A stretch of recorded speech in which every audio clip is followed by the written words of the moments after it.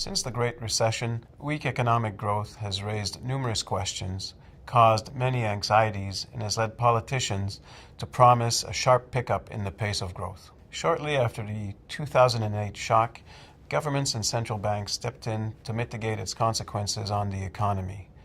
Governments then shifted their focus to balanced budgets, while central banks intensified their efforts. Yet, low economic growth persists in spite of all these efforts. So, what's changed? First of all, on what basis have we concluded that growth is weak? As the chart shows, the pace has slowed compared to the years of strong growth in the post-war period, at the end of the 20th century, and at the start of the new millennium.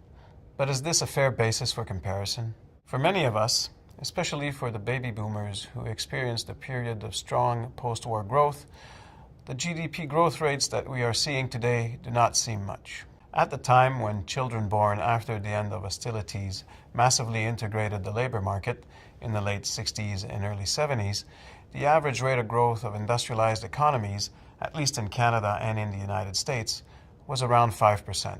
Today, the Bank of Canada tells us that the potential growth rate for the country's economy is now less than 2%.